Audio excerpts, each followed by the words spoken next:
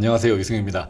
오늘은 그 학교생활 기록부의 관리 마지막 시간입니다. 그 11부 세부 능력 및 특기사항, 그 다음에 이제 독서 활동 사항, 이렇게 이제 두 가지를 나눠서 볼 건데요. 그 다음에 이제 세부 능력 및 특기사항은 일단은 뭐냐면 교과학습 발달 사항에 이제 지난 시간까지 이제 어떤 내용을 했었냐면 성적을 어떻게 이해하고 볼 건가, 그다음에 어떻게 성적이 기록되는가, 이제 이런 것들을 봤고요.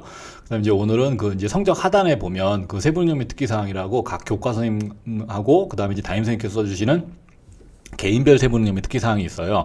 이제 여기에 이제 어떤 내용들이 기록이 되고 어떻게 기록을 하면 좀 좋은 건지 뭔지 이런 것들에 대해서 좀 이제 그 간단하게 이제 짚고 넘어가려고 합니다.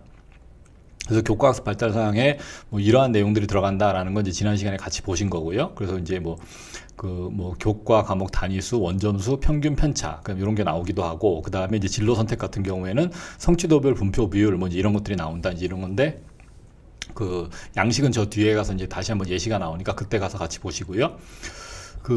일단은 좀 뒤로 넘어가 보시면, 일단 기재 요령에서 첫 번째가 일단 이거예요. 세부 능력 및 특기 사항에서는 학생의 수업 참여의 태도와 노력, 그다음 교과별 성취 기준에 따른 학습 목표 성취를 위한 자기주도적 학습에 의한 변화와 성장 정도를 중심으로 기재해야 된다. 그냥 너무 이제 원론적인 이야기이기 때문에 일단 잘 기록해주면 좋겠죠. 근데 일단은 뭐냐면 이 세부 능력 및 특기 사항을 기록을 잘해주시는 선생님 같은 경우에는 수업 자체가 학생부 종합전형 시대에 좀 이렇게 딱 이렇게 맞춤형이 되어 있는 그런 수업을 하시는 경우가 많아요. 그러니까 뭐냐면 이렇게 추상적이지 않고 그 학생 개인한테 이렇게 개인별로 좀 이렇게 차별화되어 있는 그 교과 관련 그 코멘트가 이제 들어있는 경우들이 많고, 그 다음에 이제 사실은 이제 그 아이들이 그 지필고사 이외에 그 직접 이제 수업을 참여하면서 생각할 수 있는 능력이라든가 직접 참여할 수 있는 활동 범위를 좀 이렇게 제공해주는 수업, 이런 수업을 하시는 선생님들이 좀 점점 늘어나는 분위기고요. 그런 수업을 하는 아이들이 사실은 세부 능력 및 특기사항, 이제 줄여서 이제 세특이 좀 비교적 다른 학생에 비해서는 좀 이렇게 구체적이고 특색 있게 적히는 편인 것 같고, 그 다음에 수업 시간 중에 토론이나 또는 모둠별로 또는 개인별로 과제를 내주거나 또는 실험과 실습 이런 것들은 좀 다양한 시도를 하시는 선생님들이 훨씬 더 좀 이제 좋은 기록이 되는 경우가 많고요. 그다음 방과후 학교 같은 경우는 이제 올해 고3까지만 이제 쓰도록 되어 있는데, 올해 고3은 이제 방과후 학교 수업을 쓰게 되고 1, 2학년은 이제 안 쓰는 거거든요. 그 다음에 그러다 보니까 이제 이전 학년도까지는 방과후 학교 활동에 얼마나 좀 이렇게 다양하고 좀 이렇게 심화된 과정을 개설해 놨느냐, 또는 그 개설한 과정을 이제 아이들이 이수했느냐에 따라서 그 학생부의 좀 수준이 좀 이렇게 달라 보이기도 하고, 그랬던 게 좀 많고요. 그 다음에 이제 수행평가를 활용한 개인별로 이제 산출물을 이제 낼 수 있는 그런 기회를 좀 이제 제공을 많이 해주는 수업이라든가, 그런 수업을 하시는 선생님들이 아무래도 세특이 좀 이렇게 평범하게 그냥 이 전체 전교생을 대상으로 그냥 일괄 입력한 듯한 그런 느낌이 안 들고, 개인의 우수성이나 좀 이렇게 특성을 드러낼 수 있는 내용 위주로 기재가 잘 되어 있는 세특은 주로 이제 그런 수업에서 나오더라, 이제 이렇게 기억을 하시면 될 것 같고, 아이들 입장에서도 그런 수업일수록 좀 더 열심히 수업을 해야 되고, 그런 과제일수록 좀 더 이제 과제를 열심히 해야 되는 뭔지 그런 좀 이제 그 전략을 좀 세워야겠죠.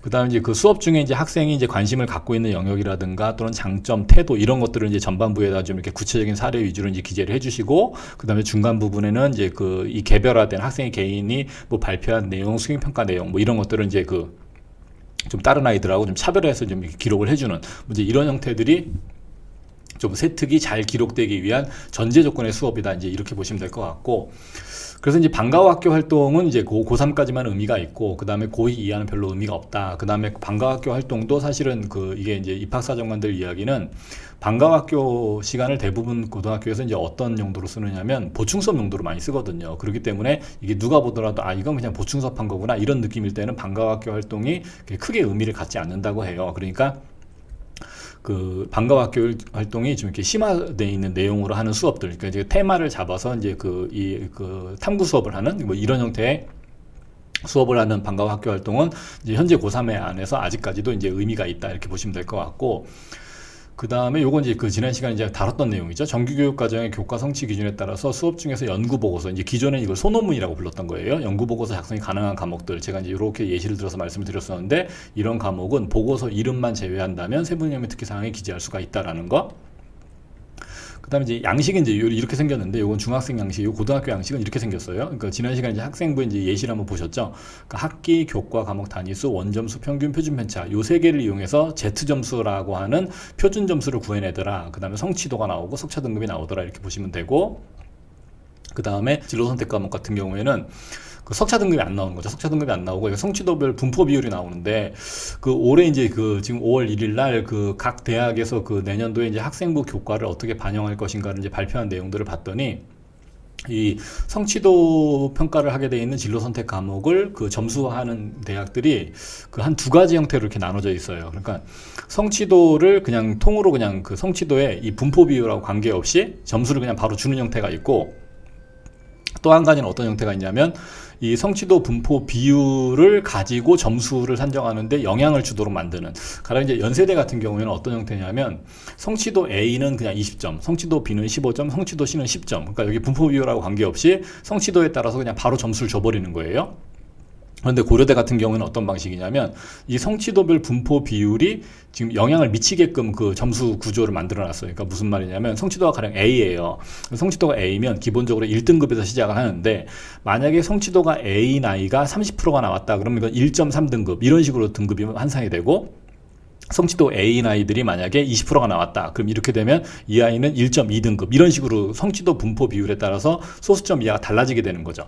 그러면 연세대 방식 같은 경우로 만약에 계산을 하게 되면 그 학교 그 시험을 좀 쉽게 하고 그다음 수행평가도 점수를 좀 많이 줘서 그냥 우리 학교의 성취도 A인 아이들이 좀 많이 늘어나게 하면 연세대 방식에서는 좀 유리해지지만, 반대로 그런 학교 같은 경우는 고려대 방식에서는 불리해지는 거예요. 성취도 A 아이들이 많이 늘어나면 그 성취도가 A인 아이가 20%일 때는 우리 학교에서 A를 받은 애들이 1.2등급을 받을 수가 있는데, 성취도 A인 아이들이 만약에 40% 정도가 나왔다 그럼 우리 학교에서 성취도 A를 받은 아이들은 1.4등급을 받게 되는 거거든요. 그래서 아마 그 이게 이제 예전에 이제 이 성취 평가를 할 때 그 고등학교들이 점수 퍼주기라는 그런 문제들이 있었거든요. 그래서 그 점수 퍼주기를 좀 막는 방법으로 성취도별 분포 비율을 사용한 학교들이 좀 있다, 이렇게 기억해 두시면 될 것 같고, 그다음에 쭉 넘어가 보겠습니다. 넘어가 보시면 이제 그 교과는 뭐 학계 점수는 뭐 100점으로 한다, 뭐 100점으로 환산해 작성한다, 이게 뭐 그냥 뻔한 내용이고, 요 내용은 그다지 이제 중요한 내용은 없고요. 그 다음에 세부능력 및 특기사항인데, 세부능력 및 특기사항은 학생, 여기 보시면 세부능력 및 특기사항란은 학생 참여형 수업 및 수업과 연계된 수행평가 등에서 관찰한 내용을 입력한다, 이렇게 돼 있어요. 그러니까 무슨 말이냐면 수업 자체가 학생이 참여할 수 있는 수업, 그러니까 이제 토론이라든가 발표라든가 이렇게, 또는 모든별로 이제 과제를 그 수행한다든가 이런 식으로 수업을 하거나, 아니면 수업과 연계된 수행평가에서 관찰한 내용을 입력하도록 되어 있기 때문에 수업 자체가 이와 같은 구조로 이루어져 있어야 세부능력 및 특기사항에 써질 내용들이 좀 근사한 내용들이 참 많이 들어오겠죠. 일단 그렇게 보시면 되고, 그 다음에 이제 중학교 내용은 넘어가고요. 나 항목은, 일단 다 항목은 보시면 이제 올해부터 이게 바뀐 거예요. 이제 작년까지는 뭐냐면 이제 아이들이 그 이 학생부 관련 상담하다 보면 이제 뭐 그 속상하다고 이제 토로하는 것들이 많은 내용이 뭐냐면, 그 과목은 정말로 열심히 했는데 그냥 석차 등급이 이렇게 좋은 등급이 안 나왔어요. 그러니까 등급이니까 1등급이 안 나왔는데 선생님이 우리 학교는 뭐 세부능력 특기사항을 1등급, 내가 맡은 과목은 1등급만 써준다든가, 그래서 좀 그 학생부의 세부능력 및 특기사항이 그 실제로 학생부 종합전형에서는 굉장히 중요하고, 그다음 가장 그 면접에서도 질문이 많이 나오는 게 이 세부능력 및 특기사항이거든요. 그러다 보니까 세부능력 및 특기사항을 좀 그 잘 받고 싶은데, 작년까지는 세부능력 및 특기사항을 어떤 아이를 써주고 어떤 아이를 써주지 않느냐는 전적으로 교사의 그냥 재량에 달려 있었거든요. 그런데 이제 올해부터 이 내용이 바뀌었다는 거예요. 올해부터는 고등학교의 과목별 세부능력 및 특기사항은 기초교과군, 요거는 국어, 영어, 수학을 이야기한다, 이렇게 보시면 되고, 그 다음 탐구교과군은 뭐냐면 사회하고 과학이에요. 그러니까 국영수 사과, 거의 이제 주요 교과죠. 주요 교과에 해당하는 과목은 모든 학생에 대해서 입력을 하도록 바뀌었어요. 그러니까 이게 이제 그 작년처럼 이렇게 그 열심히 한 것 같고 이런 내용을 좀 써줬으면 좋겠는데, 선생님이 이제 빠뜨리는 그런 경우는 이제 올해는 안 생기는데, 다만 이제 걱정스러운 거는 수업 시간에 열심히 하지 않은 아이들 있잖아요. 수업 시간에 이제 가령 이제 엎드려서 계속 이제 그 잔다든가, 아니면 수업 시간에 지나치게 산만하다든가, 수업에 집중을 안 한다든가 하는 아이들 같은 경우에는, 작년까지는 선생님들이 그 아이들에 대해서 그냥 그 관심이 없기 때문에 세특을 안 쓰면 됐는데, 올해는 그 아이들도 세특을 써야 되는데 과연 좋은 말을 써줄까라는 게 이제 사실 의구심이 드는 거죠.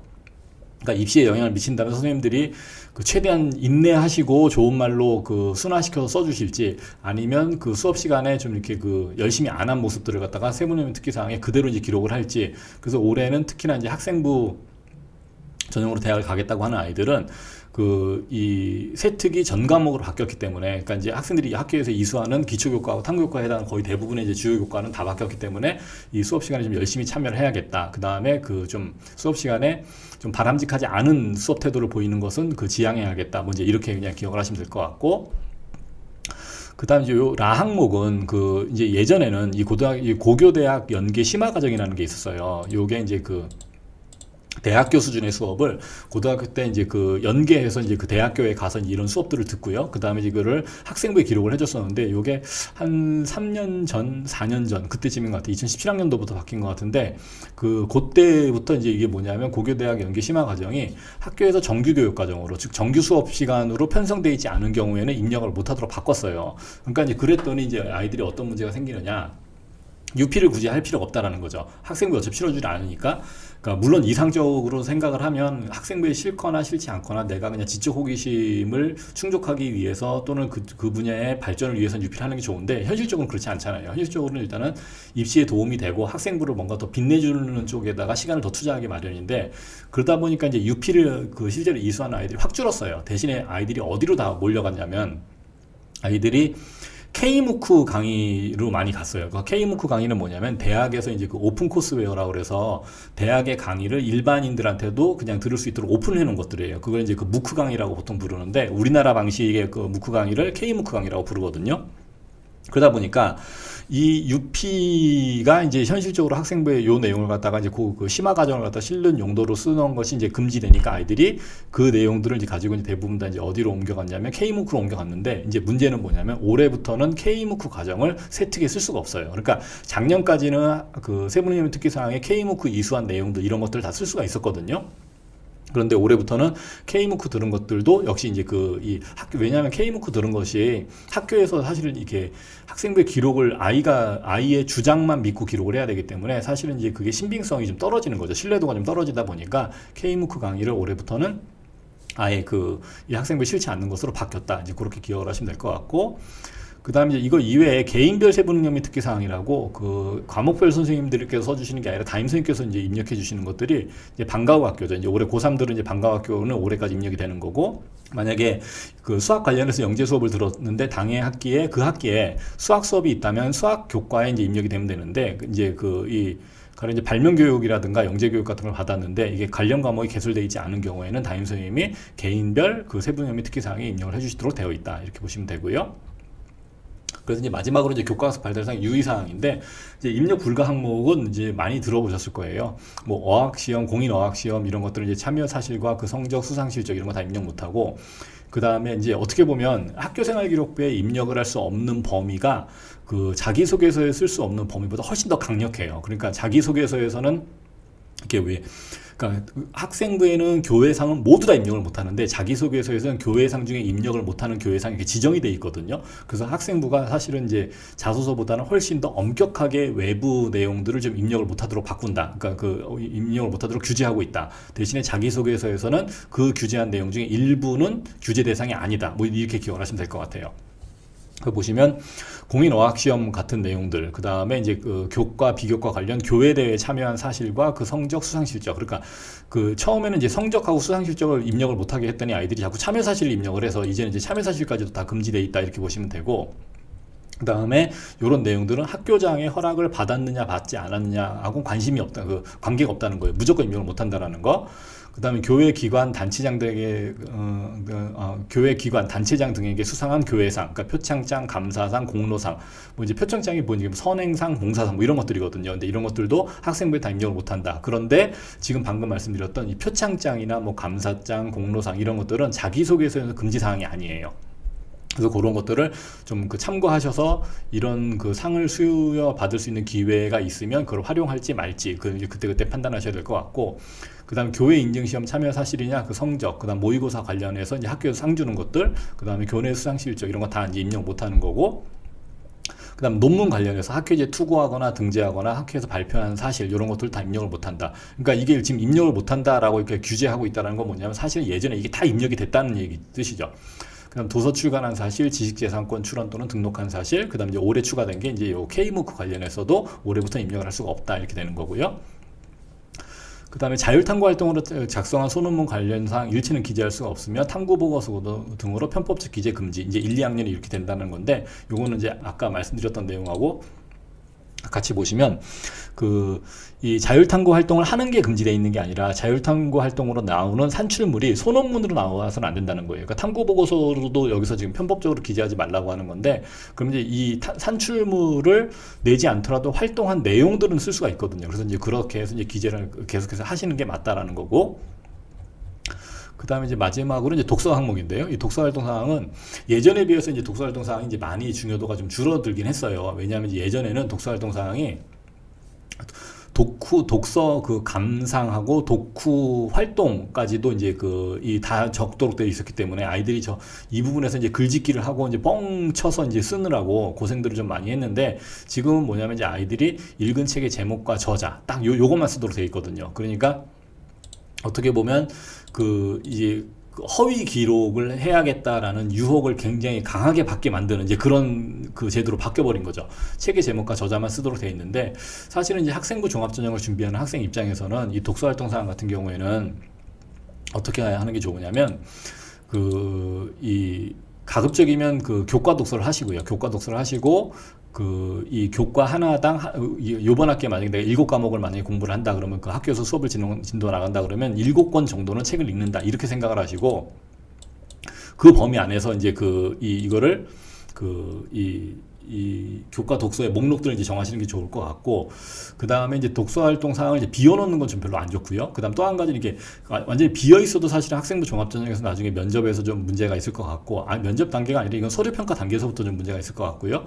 근데 반대로 읽지 않았는데도 불구하고 그냥 읽었다고 책을 아이들이 쓰는 경우들이 사실은 많아요. 저도 상담할 때 보면, 저도 그렇지만 담임선생님들께서도 일단 써놓고 난 다음에 나중에라도 시간 낼 때 그냥 다 읽어두자, 면접 보기 전에 쭉 읽고 들어가자, 뭐 이런 식으로 이제 아이들한테 이제 가이드를 하시는 경우들이 많이 있는데, 그러다 보니까 아이들이 일단은 처음에 이제 이게 한두 권씩을 이제 허위로 이제 추가해서 쓰는 게 아무렇지도 않다가 나중에 이제 면접 때 돼서 그 책들을 읽어내려고 하니까 그 책의 분량이 너무 엄두가 안 나서 면접을 포기하고 하는 이런 학생들도 이제 본 적이 있거든요. 그렇기 때문에 가급적이면 틈틈이 이 학기별로 한 7권 정도씩을 갖다 책을 이제 고르는데, 대신에 이제 이게 학기별로 7권이 부담이 안 가는 양이 되려면 책의 수준이 본인하고 잘 맞아야 돼요. 그래서 본인이 좀 빠르게 읽어낼 수 있는 그런 류의 이제 책으로 적는 게 좋겠다라는 거고. 그래서 이제 보시면 이제 또 이제 올해 또 한 가지 또 바뀐 점은 또 뭐냐면, 작년 같은 경우에 이제 그런 경우가 많았어요. 아이들이 제가 이제 아이들한테 이제 독서 활동 사항에서 이제 강조를 많이 하는 게 뭐냐면, 교과 독서를 해라. 그러니까 뭐냐면, 누가 이제 학교에서 추천한 도서라든가 뭐 학과별로 추천 도서라든가 그런 걸 읽는 것보다 수업 시간에 그 교과목, 가령 이제 수학 교과목이면 수업 시간에 배웠던 내용들을 좀 더 그것의 뭐 수학사적 지식이라든가 거기에 등장했던 수학사의 일대기라든가 이런 것들을 좀 이렇게 관심 있는 좀 이렇게 소프트한 분야의 책들을 갖다 좀 이렇게 찾아서 읽어라. 만약에 이제 미적분을 뭐 진도를 나갈 때면 뭐 미적분의 이게 발견 역사들을 다루는 에세이 같은 책들이 많이 있거든요. 그러니까 그런 책들을, 그래서 이제 해당 교과목에 현재 배우는 내용하고 좀 이렇게 비슷한 내용을 담은 책들을 좀 이렇게 많이 읽어라. 이제 그런 책들은 어디서 찾는 거냐면, 아이들 교과서 맨 마지막 장에 보시면은요, 제일 마지막 장에 저자들이 이렇게 쭉 목록이 나와 있는 거 바로 전 페이지쯤에 뭐가 나오냐면, 이 책에 사용된 참고 문헌들이 쭉 나와 있는 부분이 있어요. 그 부분을 이제 잘 관찰해 보시면, 이 책하고 관련되어 있는 이 추천 도서가 어디에 어떤 내용들이, 어떤 내용의 책들인지 그게 이제 교과서 마지막 페이지에 나와 있으니까 거기서 보통 이제 참고하시면 될 것 같고, 그래서 이제 이 책들은 이제 거기서 참고해서 교과 독서를 좀 해주시는 게 좋은데, 그러다 보니까 이제 아이들 입장에서는 이제 교과 독서를 하는 경우에 일부 선생님들이 작년에 어떤 경우들이 있었냐면, 아이가 독서 목록에 이제 그 책을 읽었다고 써요. 그 다음에 이제 그 책을 이제 아이는 왜 읽은 거냐면, 학교에서 수행평가라든가 또는 발표 수업을 할 때 발표 자료를 만들기 위해서 좀 이렇게 관련돼 있는 자료를 찾다 보니까 특정 부분에 대해서 어떤 책을 참고해서 내용을 발췌해서 쓰는 경우에 이런 내용들을 독서 활동 상황에도 쓰고 세부능력 및 특기 상황에도 써줬으면 좋겠다라고 선생님한테 이렇게 요청을 하면, 선생님들께서 독서활동 사항에 있는 책은 세부능력 및 특기 사항에 안 써주는 경우들이 있었어요. 양쪽에 중복해서 쓰면 안 된다고 하시면서. 근데 이제 그런 문제들이 올해부터는 다시 또 이제 바뀌어서 어떻게 됐냐면, 그 양쪽을 다 쓸 수 있는 걸로 이제 이 내용들이 바뀌었는데 보시면 이제 여기 뭐냐 독서 활동 상황이 국어 교과의 경우 이제 이런 식으로 들어가는 거예요. 근데 얘는 지금 책을 좀 많이 읽는 스타일의 아이인 거예요. 한 학기에 지금 국어 과목에서만 1학기에 한 3권 정도, 2학기에도 지금 한 3권 정도 읽은 거죠. 이 독서 활동 유의사항을 보시면 단순 독후 활동 외에 교육 활동을 전개하였다면 그냥 그러니까 책만 읽은 것이 아니라 그 책을 읽고 뭔가 활동을 더 했다면 그 도서명을 포함해서 그 내용의 다른 영역 그 내용을 다른 영역 교과 세특이라든가 창의적 체험 활동 그러니까 이거 창의적 체험 활동이 뭐 동아리 활동 이런 것들이 되겠죠. 그다음 자유학기 활동 등에다 입력을 할 수가 있다. 그러니까 아이들이 그 교과 그 독서를 하고 그 교과 독서 내용을 가지고 세부능력 및 특기사항에 본인이 했던 활동하고 이렇게 연계해서 쓰는 형태가 가장 이제 어떻게 보면 이렇게 유기적으로 학교 활동을 하고 있는 것처럼 보이니까 그와 같이 해서 독서 활동을 구성하는 게 좋겠다라는 거죠. 그 마지막으로 이제 그 끝을 지금 제가 안 다루고 넘어가는 게 뭐냐면 행동특수 및 종합의견인데요. 행동특수 및 종합의견은 사실은 이제 이게 추천서가 이제 점점 이제 없어지는 분위기가 되다 보니까 이제 그 행동특수 및 종합의견이 일종의 담임 선생님들의 그 추천서 역할을 이제 대신하거든요. 그러다 보니까 행동특수 및 종합의견에 담임 선생님한테 좋은 의견을 받도록, 그러니까 좋은 의견을 받아낼 수 있도록 하려면 일단은 아이가 학교 활동을 잘 해야 될 것 같고요. 그러니까 인성적으로도, 그다음 교우 관계로도, 그다음 수업 시간의 참여도라든가 학교 생활에 대한 이렇게 충실도 이런 것들을 더 좀 이렇게 좋은 평가를 받을 수 있도록 해야 되는 것뿐만이 아니라 그 담임 선생님께서 그걸 계속 누가적으로 이렇게 기록 관리를 잘 해주셔야 돼요. 그래서 이제 아이들이 나중에 행특을 보면 거의 추천서에 준하게끔 써진 아이들도 있는 반면에 아이들이 이제 그 담임 선생님하고 관계가 좀 안 좋다든가 하면 그 행동특수 및 종합의견이 잘 안 나오는 경우들이 많거든요. 그러니까 아이들이 학교에서 해야 될 일은 뭐냐면 일단 인내예요. 담임 선생님하고 좀 엇나가고 싶은 생각이 충동이 들더라도 가급적이면 인내하고 담임 선생님이 그 학생부의 추천서를 가름하는 그 행동특수 및 종합의견을 쓰는 권한을 가지고 있다는 걸 잊지 말고 반드시 이 좋은 평가를 받을 수 있도록 이 최선을 다해야겠죠, 그죠? 네, 그렇게 해서 전반적으로 이제 학교생활 기록부의 관리를 이제 마무리가 행동특수 및 종합의견으로 되는 거니까 그 부분까지도 신경을 쓰시면 아주 좋겠다라는 것입니다.